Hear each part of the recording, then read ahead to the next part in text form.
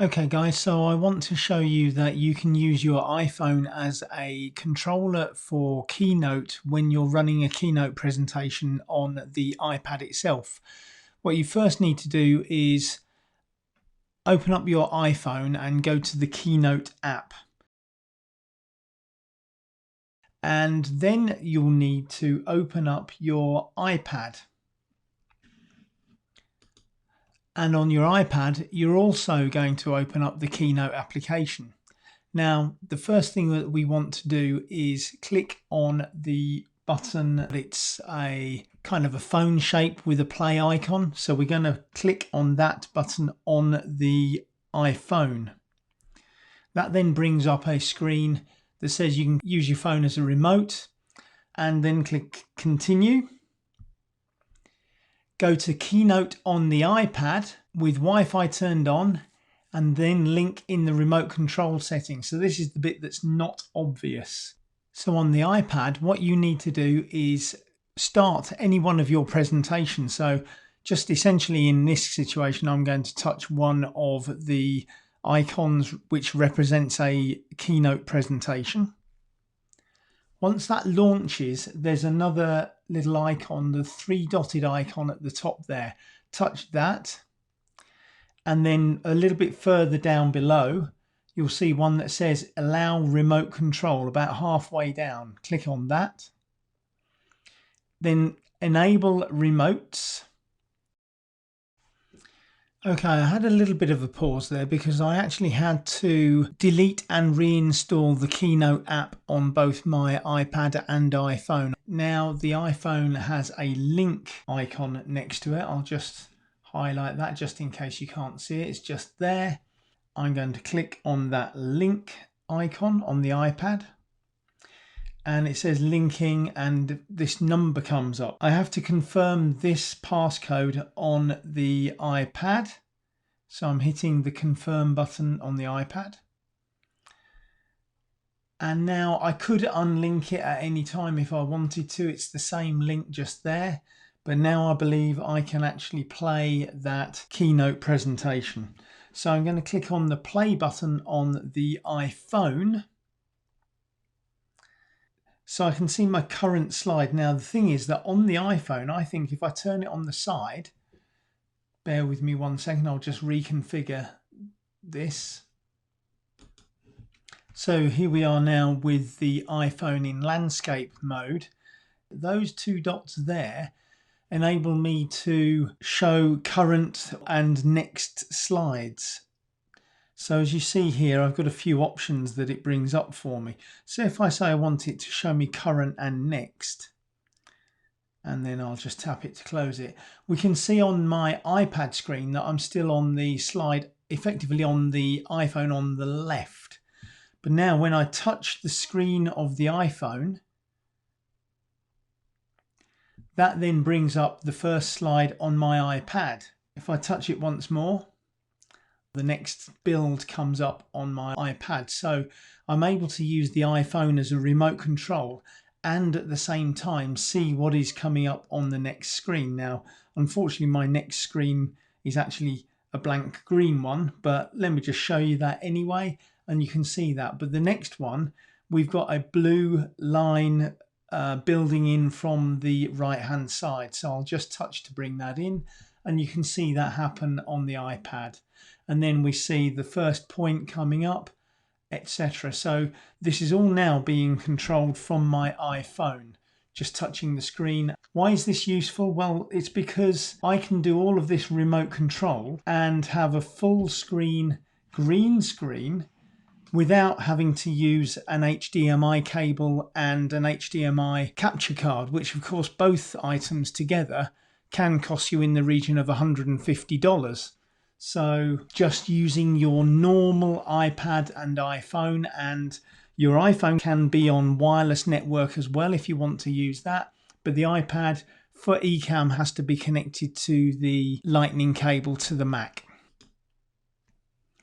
So what this means is that we can now use the power of Ecamm with its green screen functionality with an iPad running Keynote in green screen mode, but you're controlling it with your iPhone, which enables you to see what's coming up on the next slide if you indeed need to know that.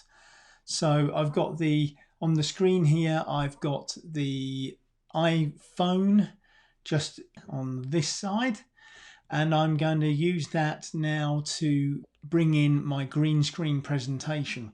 Of course, you wouldn't have the iPhone inset on your screen if you were doing this, but just touching the screen brings up my graphics, and I can bring up point 1. And of course, the great benefit here is that each build is just a single touch of the iPhone screen, which is massive. So that becomes one big button. I don't have to look at it, but I do know that my second point, which if I do actually touch the screen, that comes up. I can talk as long as I need to about the second point. I don't have to have built a movie and be worried about the timing and the speech that I need to make about that particular point, because each time I move on to the next point, I simply touch the iPhone screen and there's point 3 for me. So I can take as long as I like to talk about point 3. I may go on further. I might be able to answer questions if they're coming in, and then simply touch the iPhone screen to bring up point 4, etc. So that's really one of the great benefits of being able to use your iPhone if you want to, if you need to see what's coming up as the next thing on the screen. Otherwise, you can simply use your iPad screen to move on to the next slide. So if I do that, I'm just touching this massive iPad screen because I know what my next point is. I've rehearsed it. Maybe I've got something else somewhere else giving me some reminders, rather than having to look at the iPhone to see where my notes are.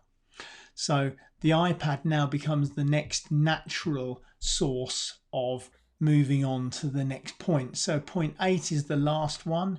If I move that off, that will just move that into the next slide. So I can now move on. I'll just show you a couple of other things that you can do with green screening. So of course you can run graphics and animated graphics through the green screen functionality as well. So if I just touch the iPad screen, we can actually see in the iPhone inset on the right hand side there's a graphic about to come up. I think we all recognize that as the Ecamm logo, but let's bring it in, and this will come in nicely as a graphic. I can talk about that graphic or whatever I need to talk about relating to that subject that's come up. And then I can do something extra with the next build. I don't have to have made a movie with this. I can make it pulse, and then that one's gone, and we can move on to the next graphic if we need to. So the next graphic might be the clipboard that you've seen me use in the past. I could write on the clipboard if I was lucky enough to have an Apple Pencil, and then I can make the clipboard go away in at least an interesting way. And then we can move on to the next slide. I might be run over by a train. If you want to see that again, it's very easy to do. I can just make it replay. There's my train coming through. I might be dead. So here's my graphic for the next one coming through. Here, that's my kind of skull and crossbones. If you want to see that again, if you've missed it, it's easy to replay. It's so simple to play these. Then I can move on to the next graphic, and I'm over on this side. This has all been built in Keynote. These slides have all been built in Keynote. That will slide back out, and I can go on. And I love you all. I think you're all wonderful. So this is my heart tree. Remember that this might just include anything that we want. I can also add text if I need to, so I can type in there or write in there with my Apple Pencil.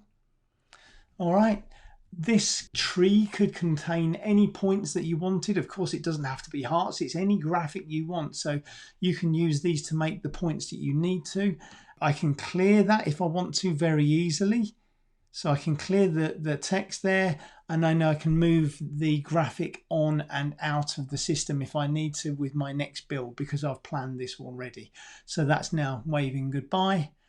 And so hopefully this gives you a bit of a good idea as the kind of thing that you can do very easily within Keynote with the green screen functionality. Now you can also build a green screen movie and have that with essentially with transparency this way. The only limitation, of course, is that you can't include green elements in your graphics. Otherwise, you're good to go. So again, I could bring in this graphic. It's nice and easy to see. I might have a subject on each one of these arms, and I can just move through those. You can see it's all completely see-through because it's sitting on a green screen, which you can nice and easily see in the iPhone. Remember, actually, right now, I'm not even using the iPhone because I'm just touching the iPad screen, which is so big I can't miss it. And I don't want to necessarily be reading on the iPhone what the points are of my next slide. Because I've practiced the presentation, I would know what to talk about. Okay, so I hope that's been of interest to you. If you've got any comments, anything you want to ask, please do so in the comments below, and I look forward to helping you and answering any questions you've got. Cheers for now. There is just one more thing, of course. Within Keynote, you can play a movie. So my next slide, I've just realized, was bringing in a movie, and you may or may not be able to hear that. Let me just play that again because it was a very short movie and it's very easy to do. I can just bring it back. Let's play it once more. So this is a recording through the USB connection through Ecamm, so just to see how that works. Actually control the movie and talk about it and let it play somewhere as an inset in the whole presentation. So again, movies are not out of the question, and with Ecamm you can bring them in with sound and it all works perfectly well. Okay, thanks a lot. Speak to you soon.